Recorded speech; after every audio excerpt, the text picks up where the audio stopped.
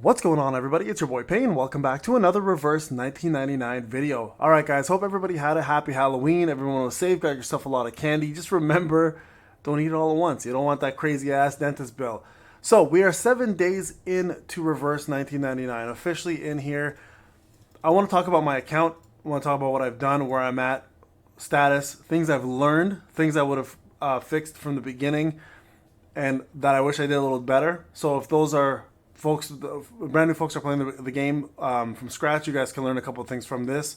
And those who are currently on day 7 with me, if you're not at the same progression rate, this may help you kind of adjust the way you're managing your account or how you're approaching the way to advance or progress, right? So let's talk about a few things. So first off, I'm going to let you guys know right now, I did not re-roll. Okay, so I went straight into multi-instances. I did only 2.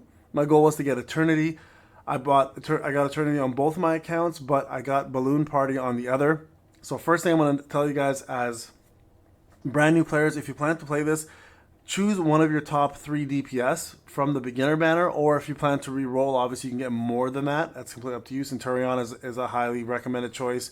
A-Knight is really good. Eternity obviously is really good. They're all really good 6-star units, but make sure if you plan to start the game, focus on your healer. Healers are very important. Your DPS is your number 1 focus. Your second focus should be your healer, in my opinion, and then lastly should be your support. Unless you get Anna and Lee, then you can put support above healer there because she's just incredible. But let's go through the account real quick and talk about what I've done and where I'm at. Okay, so currently I am level 25, right? Completely free to play, just so you guys can see the free to play aspect of it. I've purchased 0 things, right? None of the subscriptions, none of the purchases. Everything here has been completely for the same from day 1. Right, everything here has not been touched or purchased. I've only been getting the free stuff. Pawn shop, this is the only place I really dabble in. Right, we got a new month, keep that in mind. So make sure you are buying yourself your Unilogs here and taking advantage of this. Here is where a lot of people struggle. They don't know what to do first. So first thing I will say right away, guys, your main focus, and I've been saying this from day 1, is to work on your story mode and push as far as you possibly can. Try to complete it because it unlocks additional things, right? So you guys can see here in terms of story mode, I've gone ahead and got up to 331 traces, which gives me the last Child of Prosperity for my wilderness. So that's the first successful thing I think I did right, is I pushed story mode and got that out of the way, okay? While I did story mode, I focused on my main DPS to get them to Insight 2 as soon as possible, while also putting work into my wilderness. So my wilderness was my second priority, and then my character was my kind of in tandem the same thing, because the wilderness feeds into your resources, which you in turn use on your character. So you guys can see here, my wilderness is maxed out. I have no more quests to do. In terms of my paleo haul, I'm going to just go to it real quick here. You guys can see everything here is maxed, completely free to play, right? Keep that in mind. And my vigor here is currently as follows, right? I got 112 from islands. I have 112, and then from the actual items I possess in my wilderness, I got 858. Okay, so this is from islands, including all of my buildings that I have also included. One thing I will recommend right away with this is a lesson learned for all of you who are watching this. When you go to the buy section, buy the actual Encounter the Wild theme pack. It's way more smart than buying any of these ones individually, okay? So please do that right away. Don't buy these individually unless you're buying the buildings, but the theme pack has a lot to offer. I bought these individually, not even knowing the theme pack was there. Then it was too late at that point for me, okay? So first piece of advice, buy this. Secondly, max out your Dust Bell Tower, your Charbonneté market, as well as your crafting wishing spring. Very important. I focus these 2 first as your primary, and then this one last, all right? So your wilderness is going to be a primary source of resources and crafting. So get that out of the way. Very important. So you got in day 7, I'm completely maxed out on wilderness, okay?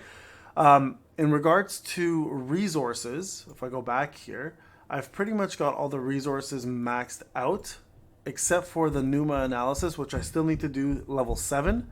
I've currently been farming level 6 because it's easier for me. Level 7, I haven't been able to complete it because I don't have the recommended level yet, and it actually does make a difference. The boss hits really hard. With that being said, I have now turned my attention to getting my main 4 units to Insight 2 and level 40. Okay, so if I go to my crew here, right, I've got my Eternity Insight 2 level 50. I'm now pushing Bicorn Bloom to the same thing. I've got, you can see inside 2. I've got Balloon Party to 15 inside 2 with only 1 per tray. And Sotheby is 1 and Sonita is 1. I'm going to put Sonita next and then Sotheby after. She is really not there for my party to benefit. She's just a backup for Artificial, right? So this is where I'm at right now, currently with my main group. Charlie is also going to be pushed a little bit as well once I have the other 4, main 4, to inside 2 and 40. Okay, so that is my next goal. I'm going to try to push to 50 as well, just to get them all at the same level. Then inside 3 is a whole different ball game. It's going to require a lot of work and effort and stamina. Speaking of activity aka stamina, the one mistake I made in the beginning is I was saving up all my clear drops and wasn't buying the activity at the daily purchase limits. I was just using the candy because they offered us quite a bit. That was a mistake. From day one, guys, you should be at least buying minimum 2 daily purchase limits with your teardrops or your clear drops. It will absolutely help you advance. I would have been way ahead. I started doing it on day 3 because I realized how little stamina I was getting or activity I was getting. So I highly recommend, guys, from day 1, purchase a minimum 2 regen for your activity, aka stamina. Okay, super important there.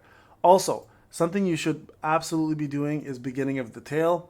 This is something that will give you a lot of resources back just for spending resources on characters they recommend. So Apple, Sonita, Eagle, Leilani, and then eventually like getting another star level up so you can put Charlie or whoever else is a star that you want to put up, etc. Right? This is an absolute blessing for the game to have in the beginning. Because look, I'm on Act 9. I have 1 more left to do. The side cubes is the only one that I have left to get to level 40, and then I'm completely done. But this has been an incredible journey to get yourself a ton of rewards and a lot of benefits, including a couple side cubes at level 5, a 5-star, plus a brand new costume for Sonita and Unilogs, plus more. So this should be a massive part of your undertaking.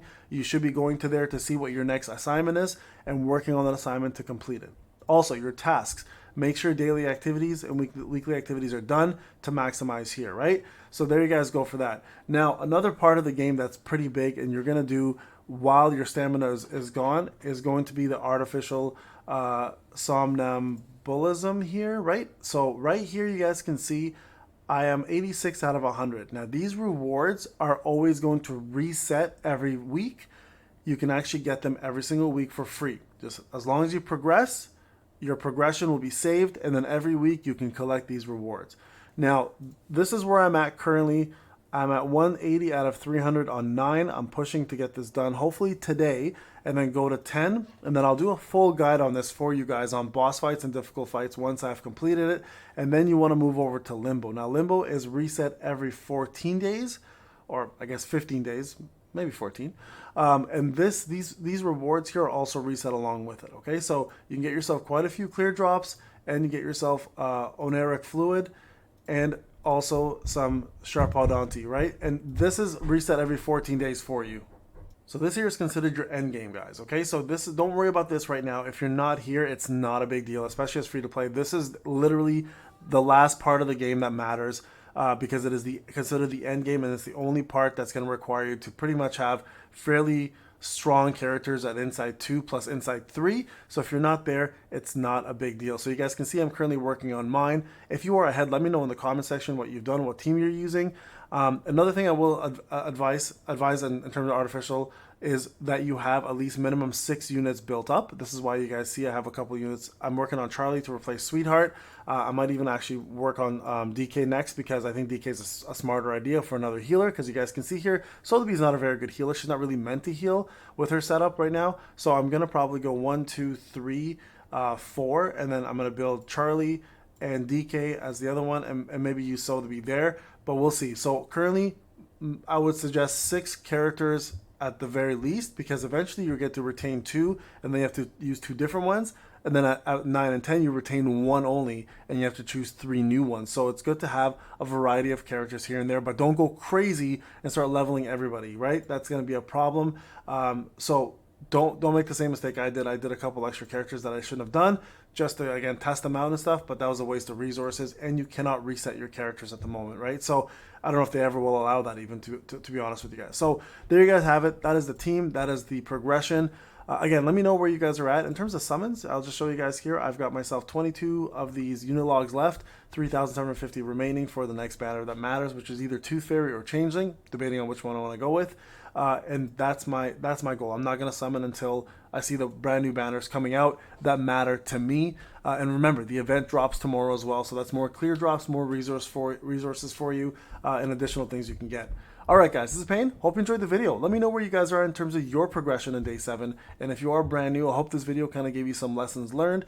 Check out the other guides that I've created. The next guide I am going to create as well, guys, just so you are aware, is going to be the Resonate guide and how to customize your characters yourself to maximize the stats you want and what makes sense for the unit that you're using, right? Because a lot of people are using quick load right now, and I don't think it's a good idea to do it that way. I think you're actually like losing out a lot of DPS and stats. So I'm going to show you guys how to properly build this to maximize your own character's potency and potential. All right, guys, this is Payne. I'll talk to you guys in the next one.